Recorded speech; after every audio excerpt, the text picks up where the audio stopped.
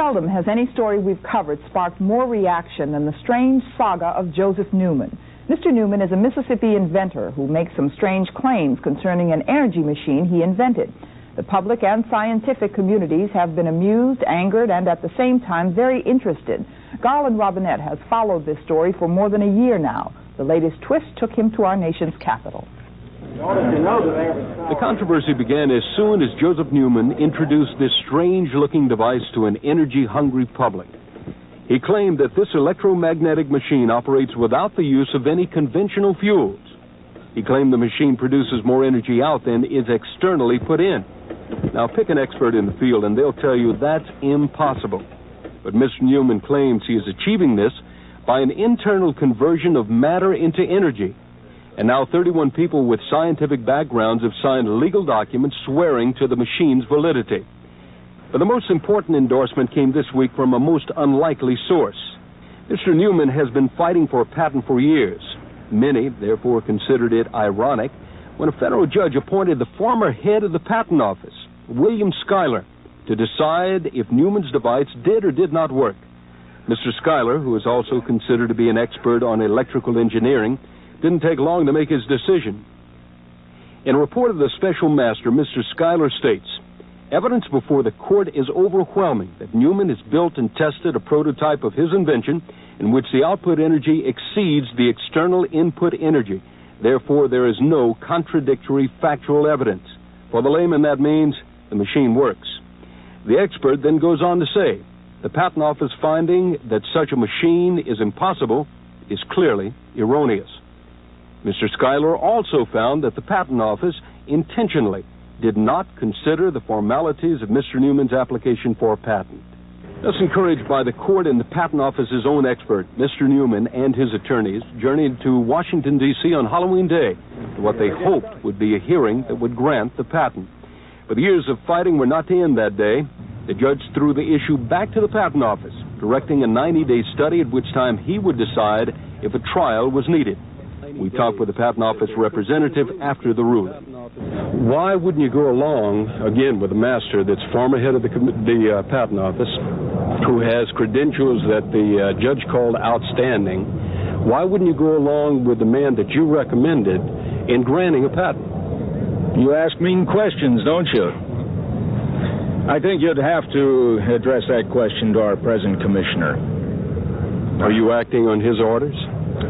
You might say that, yes. For Mr. Newman and his attorneys, some of which have worked for no pay in order to continue what they consider a very important issue, the issue now becomes money. Couldn't they literally bankrupt a man like Mr. Newman trying to get this device to the public? Most certainly, but we're doing everything we can to see that that doesn't take place. But it is very difficult. $100,000 expenses having to be absorbed by someone like Mr. Newman is a tremendous burden and should never have taken place. And he's now looking at still further in that battle. For Mr. Newman's day in court, there was a widely varied audience. There was a Capitol Hill patent expert who has attempted to revise patent laws. Now, in this case, there's only one word for it so far, and that's outrageous. Long ago, the Patent Office should have issued a patent. The origin of Joe's discovery dates back to 1957, when he was stationed in Puerto Rico on an Army base. I just saw a lot of disparity between wealth and poverty. And I was in an orphanage home myself when I was a kid, and I feel compassion for people. I saw 200 people get wiped out on an Indian island in a hurricane. They had it on the news one day like it was 200 pigs. And that really upset me. And so I stood on a mountain one night talking to God and looking up into a beautiful night of stars, billions of stars, and I made a vow that I'm the only entity in the universe. I'm going to make an effort to do good for humanity, and I prefer death than not do it. Give me the wisdom, give me the knowledge that I can accomplish what I wish to accomplish before I die. That I'll never see this disparity of wealth and poverty anywhere on earth or the injustice that I see here. I have lived that vow. But Joe was a young inventor, not a scientist. He patented some of the first plastic-covered barbells in America. Then one day he came across a book on electrical energy that gave him new insights into how the universe worked. In 1968, God had me go through a series of thoughts, and I saw it. It's a gyroscopic particle, and I knew that it was right, and I knew it could be beneficial to mankind. Gyroscopes, like this child's toy, stabilize as they spin on their axis. In examining the way magnets attract and repel, Joe came up with nothing less than a working model for the universe that turned scientific theory of the last 200 years on its ear. He believes all atomic particles are actually tiny gyroscopes. Always staying level, they move in endless spirals, attracting and colliding with each other.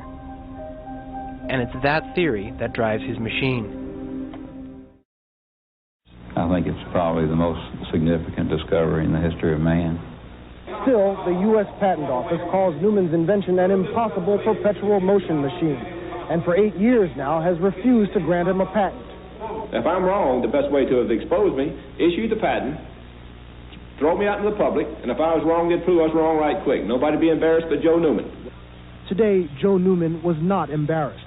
He brought his slow-moving car to a stop after 2 hours and said it could have gone on and on. Newman compared it to the first flight of the Wright brothers. Bill Whitaker, CBS News, Biloxi, Mississippi. And for your can-do CBS Evening News, Dan Rather. Thank you for joining us. Good night.